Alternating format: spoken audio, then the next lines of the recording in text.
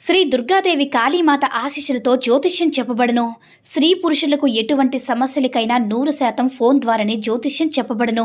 ప్రేమ సమస్యలు, పిల్లలు పెద్దల మాట వినకపోవడం, సంతానం, విడాకులు, పెళ్లి సమస్యలు, భార్యాభర్తల సమస్యలు, మీ జీవితంలో ప్రతి ఒక్క సమస్యకి గురువుగారి దగ్గర పరిష్కారం కలదు. ఈ గురువుగారి ద్వారా ఎంతో మంది లబ్ధి పొంది ఉన్నారు. Guruji phone number 7075910313. ఓం సాయిరామ్. సమర్థ సద్గురు సాయినాథ్ మహారాజ్కి జై. సాయిబాబా భక్తులందరూ కూడా నమస్కారం అండి.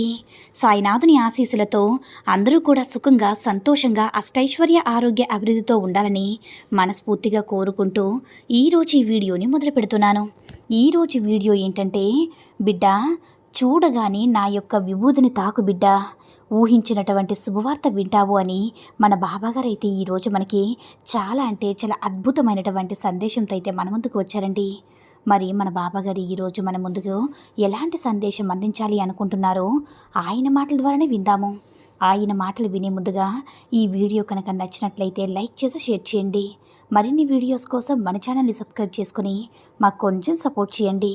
మరి మన బాబాగారి సందేశం ఏంటంటే, బిడ్డ ఇది అంటే చూడగానే విభూతిని తాకిన మరుక్షణమే మీ ఇంట్లో అన్నీ కూడా శుభాలుగా నువ్వు ఏమి కోరుతావో అది అందుతుంది తల్లి. ప్రతి క్షణం కూడా మీ ఇంట్లో అన్నీ శుభవార్తలే. ఇక నీ జీవితంలో అద్భుతం జరిపించబోతున్నానమ్మా. నీకు అంటే ఇకనైనా సరే మనశ్శాంతిగా, జాగ్రత్తగా నీ సాయి తండ్రి ఏం చెప్తున్నాడో వినిబిడ్డా. నువ్వు ఇది నీ కంటపడింది, నువ్వు వినగలుగుతున్నావంటే నీ సాయి యొక్క అంటే మాటలు కేవలం నీకోసం మాత్రమే బిడ్డా. ఇది విను, మనసు పెట్టి విను, తప్పకుండా ఆనందిస్తావు బిడ్డ. ఇక నీ ఇంట్లో గెలుపు దేవత నివసిస్తూ ఉంటుందమ్మా. విజయ దేవత ఎవరింట్లో అయితే అస్సలు నిలబడదు తల్లి. కానీ మీ ఇంటికి ఎప్పుడు రావడానికి సమయం వచ్చింది. అందుకే ఇప్పుడు నువ్వు ఇన్ని పరీక్షలు ఎదుర్కోవాల్సి వస్తుంది. అందుకు కారణం కూడా చెప్తాను వినిబిడ్డా. పాలను కాచి తోడు పెడితేనే కదా అది పెరుగుగా అవుతుంది. అలానే ఆ పెరుగును చిలికి నున్నగా మార్చి కరిగిపెడితేనే కదా అది విలువైన నెయ్యిగా మారుతుంది. గుర్తుంచుకో బిడ్డా, పాలు పెరుగుగా మారడానికి కాస్త సమయం పడుతుంది. పెరుగు వెన్నగా మారడానికి కాస్త సమయం పడుతుంది. వెన్న నెయ్యిగా మారడానికి కూడా కొంత సమయం అనేది పడుతుంది. కాకపోతే దేని గొప్పతనం దానిదే తల్లి. నీకు కష్టం అనేది వచ్చిందంటే అది గొప్ప పేరు, ప్రఖ్యాతులు నీకు రాబోతూనే అని అర్థం. నీ జీవితంలో కూడా ఇప్పుడు ఇలానే జరుగుతున్నాయి కదమ్మా. కష్టాలు వస్తూ ఉన్నాయి, కన్నీరు పెట్టిస్తూనే ఉంది. అయినా సరే దిగులు పడకు, అస్సలు బాధపడకు. ఓడిపోతానేమోనని ఎప్పుడు కూడా అనుకోవద్దమ్మా. పాలు ఈరోజు కాగబెట్టకపోతే రేపు విరిగిపోతాయి. అదే పెరుగు 2 రోజులు నిల్వ ఉంటుంది. ఇక వెన్న అనేది ఎక్కువ రోజులు నిల్వ ఉంటుంది.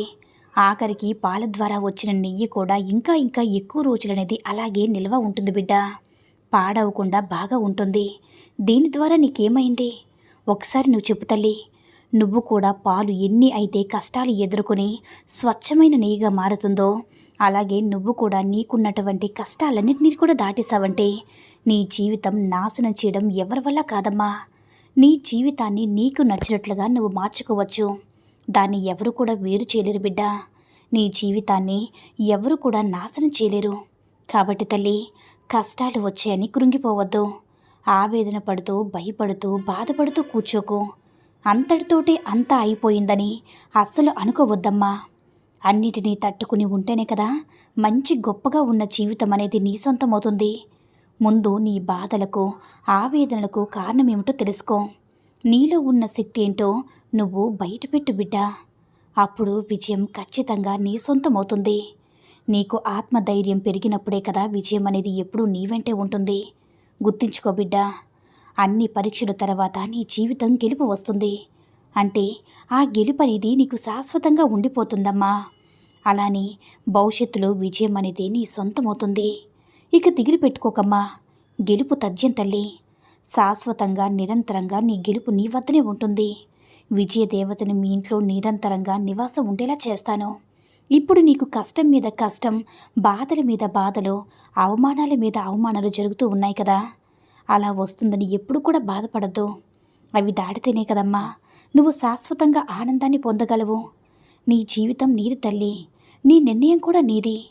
ఒక రాయిని బలంగా కొడితేనే కదా అది అందమైన శిల్పంలా మారుతుంది. అర్థమైంది కదా బిడ్డ.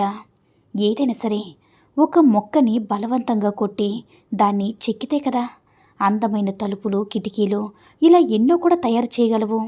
ఏదైనా ఎవరైనా సరే కష్టాలు ఎదుర్కోగలిగితేనే సంతోషం, అందంగా, ఆనందంగా ఉండగలదమ్మా. కాబట్టి వచ్చిన కష్టాన్ని, చిన్న చిన్న కష్టాన్ని కూడా తట్టుకోలేక బాధపడుతూ జీవితంని ఇక్కడే ఆపేస్తానంటే ఎలా తల్లి? నువ్వే చెప్పు. ఇది నీకు న్యాయమేనా బిడ్డ? చిన్న చిన్న కష్టాలను తట్టుకుంటే కదా నీలో ఉన్న అసలు శక్తి ఏంటో బయటపడేది. కష్టం లేని మనుషులంటూ ఎవరూ ఉండరమ్మా. విజయం రావాలంటే ఖచ్చితంగా పోటీలో నిలబడాల్సిందే. అప్పుడే కదా విజయం అవుతుందా లేదా ఓటమి ఎదురవుతుందా అని తెలిసేది. అలా కాకుండా అసలు నేను వెళ్ళను, ఓడిపోతానేమో అని ఆలోచిస్తూ కూర్చుంటే ఓటమి కదమ్మా ఎదురవుతుంది. ఒకసారి వెళ్ళి చూస్తేనే కదా గెలుపు అనేది తెలియదు. కాబట్టి ఓడిపోయినా సరే మళ్ళీ మళ్ళీ ప్రయత్నించు. ఖచ్చితంగా గెలుపు అనేది నీ సొంతమవుతుంది బిడ్డ. నువ్వు భవిష్యత్తులో మంచిగా పేరు ప్రఖ్యాతులు తెచ్చుకుంటూ ఎవరైనా సరే నిన్ను తక్కువ చేసి పక్కన పెట్టి చూశారంటే నువ్వు దిగులు పడాల్సిన పని లేదమ్మా. వాళ్ళ ముందే నువ్వు అందనంత ఎత్తులో నిలబడు. అప్పుడే కదా జీవితం నీకు ఏంటో పాఠం అనేది అర్థమవుతుంది. నీ విలువేంటో అందరికీ అర్థమయ్యేది. అప్పుడే కదా విమర్శించే వాళ్ళ దగ్గర మౌనంగా ఉండు. మాటలకి బదులు ఇవ్వాల్సింది ఎవరో తెలుసా తల్లి? నీ కష్టాన్ని నువ్వు నిరూపించి విజయం సాధించు. అప్పుడు నువ్వు ఏం చెప్పినా సరే ఇతరులు వింటారు బిడ్డ. ఒకటి గుర్తుపెట్టుకో తల్లి, నువ్వు గెలిచే సమయంలో నీకు ఎన్నో కష్టాలు ఎదురవ్వచ్చు. ఎంతోమంది కూడా నిన్ను వెనక్కి లాగవచ్చు. అలాని నువ్వు వెనకడుగు వేస్తానో లేదంటే ఓడిపోతానేమో, నేనిది సాధించగలనా సాధించలేనేమో అని అనుకుంటే అది అలానే మిగులుతుందమ్మా. కాబట్టి దేనికి ఎవ్వరికీ భయపడకో. ఎన్ని కష్టాలు, సమస్యలు వచ్చినా సరే నీకు నేను తోడుగా ఉన్నాను కదా. ధైర్యంగా ముందుకు వెళ్ళు.